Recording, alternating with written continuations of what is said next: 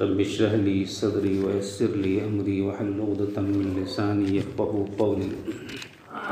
حضرات، الحمدللہ 10 پارے اللہ کے فضل و کرم سے مکمل ہو گئے ہیں۔ اب ہم 11ویں پارے کا خلاصہ اور عام فہم تفسیر پیش کرنے کی کوشش کر رہے ہیں۔ اس بارے میں اللہ تعالیٰ نے غزوہ تبوک کا مکمل واقعہ نقل کیا ہے۔ غزوہ تبوک اور پھر منافقین کا مسجد ضرار بنانا اور منافقین کا غیر معقول عذر پیش کرنا وغیرہ وغیرہ، بہانہ بازی، ان سب کا اللہ تعالیٰ نے خلاصہ اور مکمل ایک طرح سے بیان امت کے سامنے پیش فرمایا ہے، دنیا کے سامنے پیش فرمایا ہے، تاکہ آدمی منافقانہ ذہنیت سے باز آ جائے اور منافقانہ رویہ سے دوری اختیار کرے۔ اسلام میں ایمان کی اہمیت ہے، اسلام میں حق کی اہمیت ہے، اسلام میں بہانہ بازی، اسی طریقے سے بیجا عذر پیش کرنا اور عمل سے دوری اختیار کرنا، یہ اللہ کو ہرگز پسند نہیں ہے۔ اس پارے کے شروع میں اللہ تعالیٰ نے جو واقعہ بیان کیا ہے وہ یہ ہے کہ جب غزوہ تبوک میں جانے کا وقت ہوا تو چونکہ سفر لمبا تھا، جتنے منافقین تھے وہ جنگ میں جانے سے کتراتے تھے اور حضور کے پاس آ کر طرح طرح کے بہانے بناتے اور کہتے کہ ہم لوگ جنگ میں شریک نہیں ہو پائیں گے، یہ عذر ہے، وہ بیماری ہے، فلاں ضرورت ہے، اور یہ اس لیے کرتے تھے کہ حضور صلی اللہ علیہ وسلم ان کی باتوں سے راضی ہو جائیں۔ لیکن اللہ تعالیٰ نے وحی کے ذریعہ سب کا راز فاش کر دیا اور یہ اعلان کر دیا کہ یہ یہودی اور منافق جتنے عذر اور ضروریات پیش کر رہے ہیں سب جھوٹے ہیں اور غلط ہیں۔ حقیقت یہ ہے کہ ان کا ایمان کمزور ہے، بلکہ اندر ایمان ہے ہی نہیں۔ آگے کچھ صحابہ کرام جو معذور تھے ان کی حقیقت کو بیان کیا کہ بعض صحابی ایسے تھے جو حقیقت میں جنگ میں جانا چاہ رہے تھے، لیکن تھوڑا سا ٹال مٹول اور تھوڑی سستی اس لیے کر رہے تھے کہ ابھی سفر لمبا ہے، وہ لوگ چلے بھی جائیں گے تو ہماری سواری تیز ہے اور بیٹھیں گے ان کے ساتھ ہو جائیں گے۔ اسی طرح سے سوچتے رہے اور پیچھے رہ گئے، جنگ شروع ہو گئی اور نہیں جا سکے۔ تو اسی جماعت میں 3 مشہور صحابی کا واقعہ بھی نقل کیا گیا ہے۔ ایک حضرت مرارہ ہیں، ایک حضرت کعب ہیں، ایک حضرت ہلال بن امیہ رضی اللہ عنہم ہیں۔ یہ لوگ اس لیے شریک ہونے سے پیچھے نہیں رہ گئے تھے کہ یہ نہیں چاہتے تھے شریک ہونا، بلکہ بس ٹال مٹول کی وجہ سے بعد میں اللہ تعالیٰ نے ان لوگوں کے عذر کو قبول کیا اور کہا کہ یہ منافق نہیں ہیں۔ بعد میں انہوں نے اللہ کے رسول کے سامنے معذرت کی، اللہ کے سامنے توبہ کی، اللہ نے ان کی توبہ کو قبول کر لیا۔ اسی ضمن میں مسجد ضرار کا بھی تذکرہ قرآن نے کیا ہے۔ مسجد ضرار کی کیا حقیقت ہے؟ وہ یہ ہے، مسجد نبوی کے بعد مسجد قباء جب تیار ہوئی، جس میں آپ صلی اللہ علیہ وسلم ہر ہفتہ کے روز یعنی سنیچر کے دن وہاں جاتے اور 2 رکعت نماز پڑھتے تھے اور اس مسجد کی بھی بڑی فضیلت بیان فرماتے۔ اب منافقوں نے بھی ایک الگ مسجد قباء کے طرز پر بنانے کا ارادہ کیا تاکہ سیدھے سادے مسلمانوں کو وہاں نماز پڑھنے کی دعوت دیں، اور اس مسجد کے بنانے کا خاص مقصد خفیہ طور پر مشورہ کرنا اور مومنوں کے درمیان پھوٹ ڈالنا اور گھات میں بیٹھنا تھا۔ اور اس کا خاص محرک اور پلان کرنے والا ایک یہودی ابو عامر راہب تھا۔ اس نے اپنے لیے اور اپنے پیروکاروں کے لیے پناہ گاہ کے طور پر یہ مسجد بنوائی اور حضور سے آ کے یہ کہا کہ یا رسول اللہ، ہماری نیت بری نہیں ہے، مقصد یہ ہے کہ بارش اور سردی میں خاص طور سے بیماروں اور کمزوروں کے لیے مسجد قباء جانا مشکل ہوتا ہے، لہٰذا نمازیوں کی سہولت کے لیے یہ مسجد ہم لوگوں نے بنائی ہے، آپ چل کر ایک مرتبہ نماز پڑھ لیں اور مسجد کا افتتاح کر دیں۔ آپ نے فرمایا کہ ٹھیک ہے، ابھی جنگ تبوک کا مرحلہ ہے، ابھی جا رہے ہیں، واپس آئیں گے تو دیکھیں گے تمہاری مسجد کیسی ہے، وہاں بھی جا کر کے نماز پڑھی جا سکتی ہے۔ لیکن جب جنگ تبوک سے واپس ہو کر آپ مدینہ کے بالکل قریب پہنچ گئے، اسی وقت حضرت جبرائیل علیہ السلام اللہ کی طرف سے یہ آیت لے کر کے آئے، اعوذ باللہ من الشیطان الرجیم والذین اتخذوا مسجدا ضرارا وکفرا وتفریقا بین المؤمنین وارصادا لمن حارب اللہ ورسولہ من قبل وليحلفن ان اردنا الا الحسنى واللہ یشہد انہم لکاذبون۔ اس کا مطلب یہ ہے کہ جن لوگوں نے ضد اور کفر پر اور مومنوں کے درمیان پھوٹ ڈالنے کے لیے اور اللہ اس کے رسول سے لڑنے والوں کے سپورٹ کے لیے مسجد بنایا ہے، یہ لوگ قسم کھا کر کہیں گے کہ ہم لوگوں نے بھلائی کا ارادہ کیا ہے، اللہ گواہ ہے کہ وہ جھوٹے ہیں۔ اے محمد، آپ اس میں ہرگز نماز نہ پڑھیں۔ آپ نے اس مسجد کو آگے چل کر کے جلا دینے کا حکم دیا اور مسجد کا قصہ تمام کر دیا گیا۔ آگے اللہ تعالیٰ نے سورۃ توبہ کے آخر میں اپنے حبیب حضرت محمد مصطفیٰ صلی اللہ علیہ وسلم کی تعریف ان الفاظ میں کی ہے، لَقَدْ جَاءَكُمْ رَسُولٌ مِّنْ أَنفُسِكُمْ عَزِيزٌ عَلَيْهِ مَا عَنِتُّمْ حَرِيصٌ عَلَيْكُمْ بِالْمُؤْمِنِينَ رَءُوفٌ رَحِيمٌ، یعنی اے لوگو، تمہارے پاس تمہیں میں سے ایک ایسا رسول آیا ہے جس کو تمہاری تکلیف بہت گراں اور بوجھ معلوم ہوتی ہے اور تمہاری بھلائی کے لیے بہت حریص ہیں اور ایمان والوں پر نہایت شفیق اور مہربان ہیں۔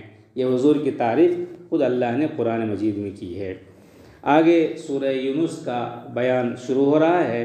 اس سورہ میں سورج اور چاند کو سالوں کی گنتی کے لیے اللہ نے بنایا۔ اس کا بتایا کہ اگر اللہ ہم چاند نہیں بناتے، سورج نہیں بناتے تو تم سال کا حساب اور مہینے کا حساب کیسے کرتے اور کس طرح سے تم اپنے اوقات کو متعین کرتے؟ اس لیے اللہ تعالیٰ نے سورج اور چاند کو بنا کر کے اور لوگوں کو یہ بتایا ہے کہ یہ تمہاری سہولت کے لیے، تاکہ تم دن اور رات کا حساب رکھ سکو، اس لیے ہم نے سورج اور چاند کو تمہارے فائدے کے لیے بنایا ہے۔ آگے اللہ نے انسان کی بعض خصلتوں کو بیان کیا ہے۔ اللہ تعالیٰ نے انسان کی ایک عادت یہ بیان کیا ہے کہ جب اسے کوئی تکلیف اور مصیبت پہنچتی ہے تو وہ ہمیں خوب یاد کرتے ہیں اور کھڑے اور بیٹھے ہمیشہ مجھ کو ہی یاد کرتے رہتے ہیں، اللہ مجھے ٹھیک کر دیجئے، مصیبت دور کر دیجئے۔ لیکن جب ہم اس کی مصیبت دور کر دیتے ہیں وہ ایسے ہو جاتے ہیں گویا اس کو کوئی تکلیف پہنچی ہی نہیں تھی۔ یہ انسان کی خاص عادت کو اللہ نے ٹارگٹ کیا ہے، بیان کیا ہے کہ انسان کی عام طور سے یہ خصلت ہے۔ ایسا نہیں ہونا چاہیے۔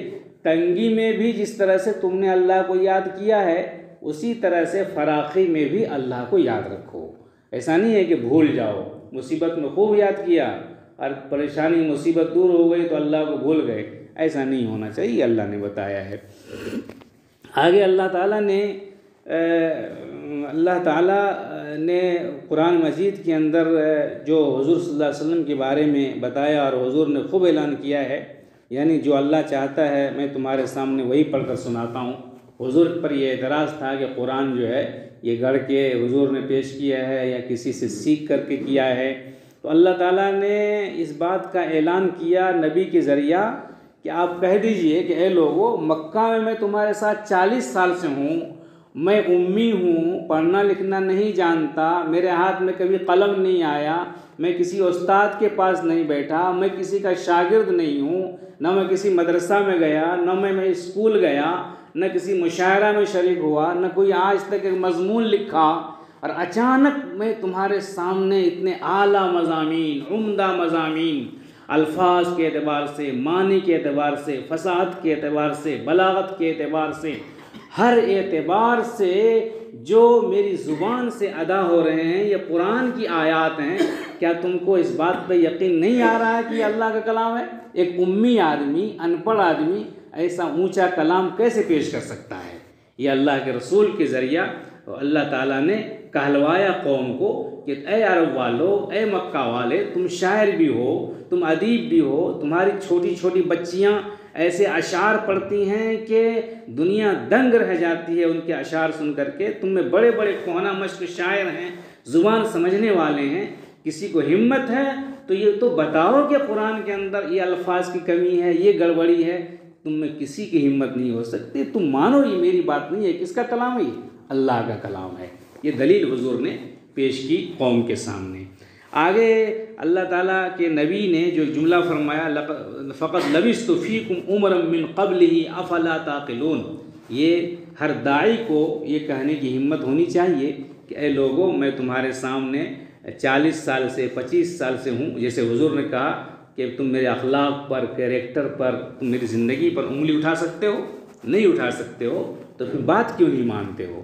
ان کے متبعین کو، ان کی پیروی کرنے والے کو، ان کے نائبین کو بھی اپنے اندر یہ جرأت، یہ حوصلہ پیدا کرنے کی کوشش کرنا چاہیے۔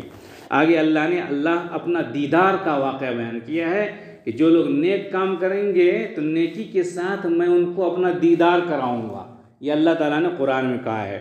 یعنی للذین احسنوا الحسنى وزیادہ، جن لوگوں نے بھلائی کی ان کے لیے بھلائی ہے اور زیادہ ہے۔ اس آیت میں زیادہ کی تفسیر اللہ کے دیدار سے کی گئی ہے۔ حدیث میں ہے کہ رسول اللہ نے یہ آیت پڑھی اور فرمایا کہ جب جنتی جنت میں اور دوزخی دوزخ میں داخل ہو چکیں گے تو ایک پکارنے والا پکارے گا، اے جنت والو، تمہارے لیے خدا کا ایک وعدہ باقی ہے جو اب اللہ پورا کرنا چاہتا ہے۔ جنتی کہیں گے کہ اللہ تعالیٰ نے تو ہمیں سب کچھ دے دیا، ہمیں دوزخ سے نجات دیا، جنت میں داخل کیا، طرح طرح کی نعمتیں دیں، ہمارے چہرے روشن کر دیے، اب کیا باقی ہے؟ کون سی نعمت باقی ہے اللہ کی طرف سے؟ اس پر حجاب اٹھا دیا جائے گا، پردہ اٹھا دیا جائے گا، اور جنتی اپنے اللہ کو ان آنکھوں سے دیکھیں گے اور دیدار کے سامنے ساری نعمت ہیج ہو جائے گی۔ اللہ کو دیکھیں گے تو برسوں دیکھتے رہ جائیں گے، یہ ہمارا خالق ہے، یہ ہمارا مالک ہے۔ اللہ تعالیٰ ہم سب کو اپنا دیدار قیامت میں نصیب فرمائے۔ اور آگے اللہ نے فرمایا کہ اللہ کے جو ولی اور دوست ہیں ان کو کوئی غم اور کوئی خوف نہیں ہوتا ہے جو اللہ کے دوست ہوتے ہیں۔ آگے حضرت نوح علیہ السلام کا تذکرہ ہے کہ جن لوگوں نے ان کی بات مانی اللہ نے انہیں نجات عطا کیا، اور جنہوں نے جھٹلایا اللہ نے انہیں پانی کی طوفان میں غرق کر دیا۔ اسی طرح حضرت یونس علیہ السلام کی قوم پر عذاب آنے کا بیان ہے کہ قوم کی اجتماعی توبہ کی وجہ سے جو عذاب ان پر آنے والی تھی اللہ نے اس کو ٹال دیا، اسی کو آیت میں بیان کیا گیا ہے۔ اعوذ باللہ من الشیطان الرجیم فلولا كانت قرية آمنت فنفعها إيمانها إلا قوم يونس لما آمنوا كشفنا عنهم عذاب الخزي في الحياة الدنيا ومتعناهم إلى حين۔ اس آیت میں اللہ نے فرمایا کہ اب تک کسی بھی قوم پر آنے والے عذاب کو اللہ نے ٹالا نہیں تھا، لیکن یونس علیہ السلام کی قوم پر بدمعاشی کی وجہ سے عذاب آیا، بالکل آسمان پہ لٹک گیا، آنے ہی والا تھا، طوفان آنے والا تھا، آندھی آگ کی بارش ہونے والی تھی، کہ ان سارے لوگوں نے اجتماعی طور پر اللہ سے دعا کی، اے اللہ ہم سے غلطی ہو گئی۔ جب اجتماعی دعا مانگی جاتی ہے تو اللہ میاں مصیبت کو ٹال دیتے ہیں، اور اجتماعی گناہ کو اللہ تب معاف کرتے ہیں جب اجتماعی طور پہ توبہ ہوتا ہے۔ آج پوری دنیا میں، پورے ہندوستان میں مسلمانوں کی طرف سے جو اجتماعی گناہ ہوا ہے، حالات پہ حالات آ رہے ہیں، لیکن کوئی سدھرنے کا نام نہیں لے رہا ہے، بدمعاشی بڑھتی جا رہی ہے، بگاڑ بڑھتا جا رہا ہے، فساد بڑھتا جا رہا ہے۔ اس کا علاج یہ ہے کہ امت مسلمہ اجتماعی طور پر اللہ کے سامنے حاضر ہو اور دعا کرے، اپنے گناہوں کی معافی مانگے، تو اللہ تعالی حالات کو بدلیں گے۔ یہ قرآن کے نصوص سے، انبیاء کرام کے واقعات سے ہمیں سمجھ میں آ رہے ہیں۔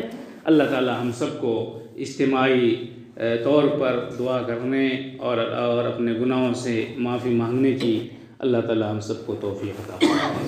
آمین۔ وآخر دعوانا الحمدللہ رب العالمین۔